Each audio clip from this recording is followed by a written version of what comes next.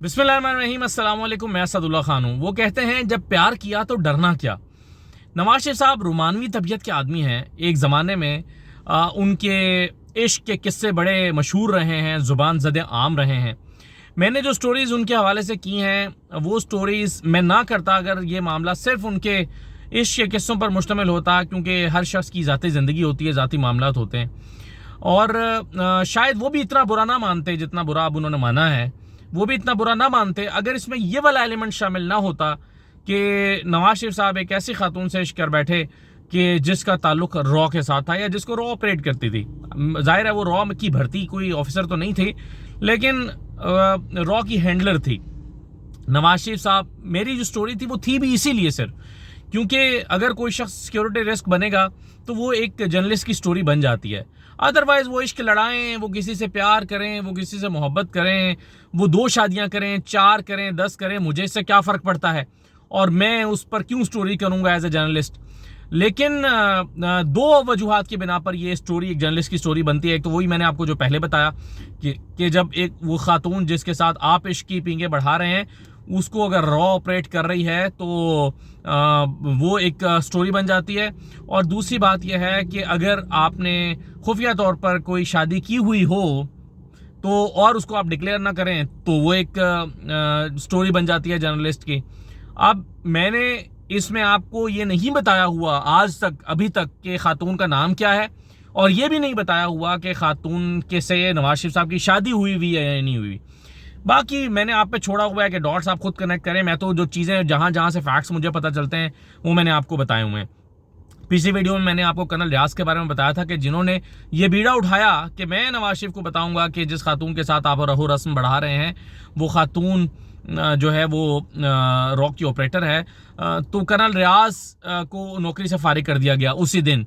मैंने गलती से कर्नल रियाज को जॉइंट मिलिट्री सेक्रेटरी बता दिया था, जबकि वो जॉइंट सेक्रेटरी सिक्योरिटी थे, नवाज शरीफ के जॉइंट सेक्रेटरी सिक्योरिटी थे कर्नल रियाज। तो उनको नौकरी से फारिग कर दिया गया था। आप उनका रिकॉर्ड जाके चेक कर सकते हैं, उनके बारे में चेक कर सकते हैं। तो ये मैंने बताया। तो बहरहाल नागवार गुजरी हैं नवाज शरीफ साहब को कुछ चीज़ें, और फिर रद्द अमल तो आता ही है। खैर उससे हमें जर्नलिस्ट को इतना ख़ास फ़र्क नहीं पड़ता और नहीं पड़ना चाहिए। अच्छा, अब देखिए कि 2-4 चीज़ें मैं अब ऐड कर देता हूँ इसमें। नवाज शरीफ जैसा कि मैंने कहा कि रोमानवी तबीयत के आदमी रहे हैं, और अगर वो बुरा ना मानते तो मैं शायद इसको इतना ज़्यादा उनके जो किस्से हैं उसमें इतना गहराई में ना जाता। लेकिन बहरहाल 2-4 वाक़यात मैं आपके साथ शेयर कर देता हूँ, और हो सकता है कि ये सिलसिला फिर मैं इस वीडियो के बाद रोक दूं कुछ अरसे के लिए, या उसके बाद मैं कुछ और चीज़ें ना लाऊं, क्योंकि मुझे बहरहाल ये लगने लगा है कि मैं कहीं ऐसा तो नहीं है नवाज शरीफ साहब की ज़ाती ज़िंदगी में दाखिल हो रहा हूं और उनकी ज़ाती ज़िंदगी में इंटरवीन कर रहा हूं। हाँ, अलबत्ता उनका कनेक्शन अगर ऐसा ही हुआ जैसा कि मैंने बताया आपको पहले कि उसमें नेशनल सिक्योरिटी कॉम्प्रोमाइज़ होती हुई, तो फिर जाहिर है वो उस पर हम स्टोरी ज़रूर करेंगे। ये खातून जिसका मैं जिक्र कर रहा था, जिनके बारे में मैंने आपको बताया था, जिनके लिए मैंने कहा था कि जो जिन्होंने देखा उन्होंने कहा था कि स्टनिंग ब्यूटी थी। तो मुझे बल्कि एक और साहब बड़े सीनियर हैं, उनका फ़ोन आया, उन्होंने मुझे कहा कि असद तुमने देखा है उस खातून को? मैंने कहा नहीं, मैंने नहीं देखा। उन्होंने कहा मैंने देखा है। उन्होंने कहा कि अगर उस खातून के बारे में कोई भी आकर कर्नल रियाज हो क्या कोई भी आकर कहता ना कि इसके साथ ताल्लुक आगे मजीद मत बढ़ाओ, तो उसने कहा कि Asad you can not imagine कि नवाज शरीफ जो है ना उसको सिर्फ नौकरी से नहीं उसको कुछ और भी कर सकते थे। ये तो उन्होंने बड़ा हल्का हाथ रखा कि उसको सिर्फ नौकरी से फारिग किया कर्नल रियाज को। वो इस तरह की खूबसूरत खातून थी। अच्छा, अब ये नवाज शरीफ साहब को मरी की पहाड़ियाँ और मरी वगैरह बड़ा पसंद रहा है, और मैंने आपको बताया कि उस खातून को भी मरी में रखा गया था जो इंडिया से आई थी, खातून भारत से आई थी। तो अब मैं कुछ चीज़ें आपके साथ और शेयर करता हूँ। मसलन नवाज शरीफ साहब जो हैं उन्होंने सोचा, उनको सूझा कि यार ये इतना खूबसूरत मरी है, ये ज़रा फ़ज़ा में जो है ना कुछ, यानी चेयर लिफ्ट के ज़रिए जब आप जा रहे हो तो बड़ा प्यारा मंजर पेश करता है, और शाम को तो बड़ा ही हसीन मंजर होता है। तो नवाज शरीफ साहब ने सोचा कि क्यों ना यहाँ पर कुछ डिनर प्लान किया जाए।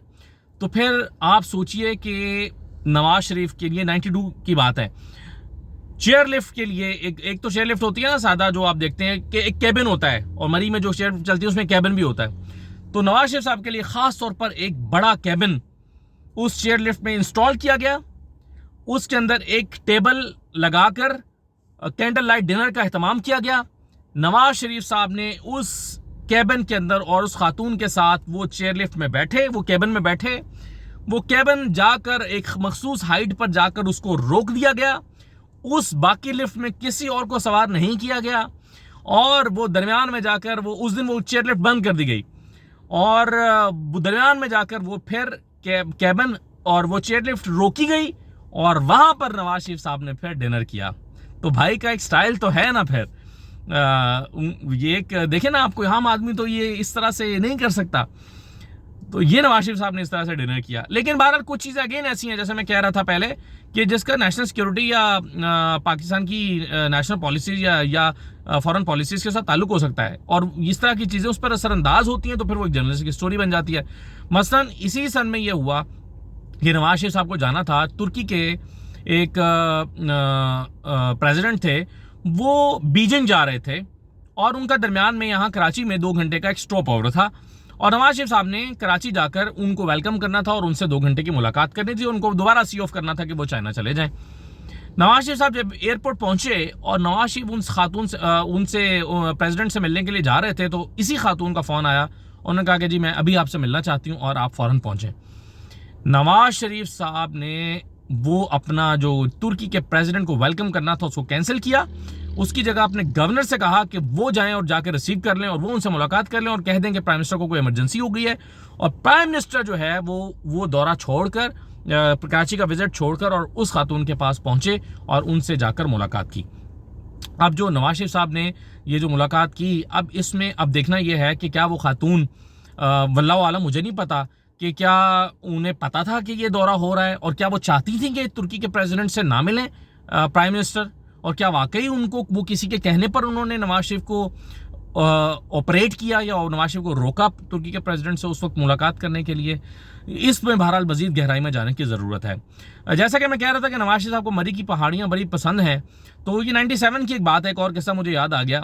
97 में नवाज शरीफ साहब जो हैं वो 97-98 में जब वो प्राइम मिनिस्टर बने, तो वो नथिया गली जा रहे थे और रास्ते में जो है वो उन्होंने गाड़ी रुकवाई और गाड़ी रुकवा कर जो है वो नीचे उतरे और अंदर जंगल की तरफ, पहाड़ी की तरफ, अंदर जंगल की तरफ किसी जगह पर चले गए। तो सारा जो उनका स्टाफ था प्राइम मिनिस्टर का, वो कुछ देर इंतज़ार करता रहा कि ये क्या हुआ, कहाँ चले गए। लेकिन जब काफ़ी देर इंतज़ार किया और नहीं हुआ, तो स्टाफ के कुछ लोग, जिसमें उनके प्रिंसिपल सेक्रेटरी सईद मेहदी भी शामिल थे, तो वो जब अंदर उतर के देखने के लिए गए प्राइम मिनिस्टर को कि प्राइम मिनिस्टर कहाँ चले गए हैं, तो देखा कि नवाज शरीफ साहब एक पत्थर पर बैठे हैं और ऊंची आवाज़ में गाना गुनगुना रहे हैं। गाने का शौक भी है, मौसीकी का शौक भी है नवाज शरीफ साहब को, तो वो गुनगुना रहे थे। सईद मेहदी साहब, उनके प्रिंसिपल सेक्रेटरी, उन्होंने देखा कि नवाज शरीफ साहब वहाँ पर गुनगुना रहे हैं। वो हैरत ज़्यादा रह गए कि हम सारे यहाँ पर परेशान हो रहे हैं और वो वहाँ पर बैठे गुनगुना रहे हैं। हो सकता है किसी की याद में गुनगुना रहे हों। तो बहरहाल ये जो है वो नवाज शरीफ साहब ने इस तरह की तबीयत के मालिक हैं। आखिरी बात मैं कहता हूँ और फिर मैं इसको वाइंड अप करता हूँ। देखिए, नवाज शरीफ साहब जो रोमानवी तबीयत का बंदा होता है ना, मसलन एक साहब से किसी ने पूछा कि, मतलब बुजुर्ग बैठे हुए थे हमारे, ये सीनियर जर्नलिस्ट की मैं बात बता रहा हूँ, तो किसी जगह पर टेबल पर बैठे हुए थे, तो उन्होंने कहा, खातून किसी दूसरे मुल्क में एक बहुत खूबसूरत खातून वहाँ से गुजरी, तो उन्होंने कहा कि जी ये जो एक अगर तबीयत का रोमांस है ये कितना अरसा बरकरार रहता है, तो उन्होंने कहा कि ये बुढ़ापे की तकरीबन आखिरी हद तक बरकरार रहता है। तो जो रोमानवी शख्स होता है उसकी तबीयत में ये जो एक उनसुर कुदरत ने रखा होता है उसका असर बरकरार रहता है। अब मैं आपको एक और किस्सा सुनाता हूँ। जब कुलसूम नवाज साहबा का इंतकाल हुआ, अल्लाह ताला उन्हें गरीक रहमत करे, करवर जन्नत नसीब करे, तो घर की एक मुलाजमा थी, नवाज शरीफ साहब ने उसमें खासी दिलचस्पी लेना शुरू कर दी। वो मुलाजमा कोई 45 के गेड़े में होंगी। तो नवाज शरीफ साहब ने, और वो कोई 25-30 साल से मुलाजमा थी घर में और काफ़ी नौ उम्री में मुलाजमत इख्तियार की थी उसने इस घर में। मरीम नवाज साहबा ने जब महसूस किया कि उनके वालिद साहब इसमें दिलचस्पी ले रहे हैं, तो उन्होंने, मरीम नवाज साहबा ने उस खातून को घर से निकाल दिया, मुलाजमत से निकाल दिया। अब वो खातून चीखती रहीं, चिल्लाती रहीं, अप्रोच करती रहीं, मरीम साहबा से सवाल करती रहीं कि मुझे क्यों निकाल रहे हैं, घर से क्यों निकाल रहे हैं मुझे, और मुझे जो है वो क्यों मेरी मुलाजमत ख़त्म कर रहे हैं, मेरा कसूर क्या है।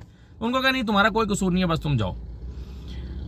अब इस बात की तो मरियम साहबा मेरी तरदीद कर सकती हैं कि नहीं, नवाज शरीफ साहब कोई इन्वॉल्व नहीं हुए थे, या उनकी तरफ से उन्होंने कोई ऑब्जर्वेशन उनकी नहीं थी नवाज शरीफ के बारे में कि वो गैर ज़रूरी दिलचस्पी ले रहे हैं और गैर मामूली दिलचस्पी ले रहे हैं खातून में। लेकिन ये ज़रूर था बहरहाल कि इसकी तरदीद मरियम नवाज़ नहीं कर सकती कि उन्होंने 25-23 साल पुरानी मुलाजमा को घर से निकाल दिया और वो पूछती रही कि मेरा कसूर क्या, और उसको उसका कसूर नहीं बताया गया। तो बहरहाल नवाज शरीफ साहब कुछ इस तरह की तबीयत के आदमी हैं, और उनके और भी कई किस्से हैं जो आपने पहले भी सुने पड़े हैं, लेकिन ये कुछ चीज़ें जो है वो मेरे इल्म में आई। मैं जाते जाते ये कहूँगा कि मैं अब कोशिश करूँगा कि मैं दोबारा नवाज शरीफ साहब की ज़ाती ज़िंदगी के हवाले से गुरेज करूँ, क्योंकि ज़ाहिर है उनके लिए काफ़ी परेशानी का बायस बन रही हैं चीज़ें, और उस पर एक जो है वो मैसेज भी मुझ तक पहुँचा है कि ज़ाती कर रहे हैं। तो मैं सिर्फ ये कह रहा हूँ, मैं इसको वाइंड अप करता हूँ इस टॉपिक को ये कहकर के नवाज शरीफ साहब की ज़ाती ज़िंदगी के जो मामला था उसमें हमें कोई दिलचस्पी नहीं है, लेकिन अगर वो मुल्क के सिक्योरिटी के साथ मामला जुड़ जाते हैं या उनके फैसलों पर असरअंदाज होती हैं चीज़ें, तो फिर वो हमारी स्टोरी बन जाती है। तो इतना ही फ़िलहाल मैं कहना चाहता था। इजाज़त दीजिए, अल्लाह हाफ़िज़।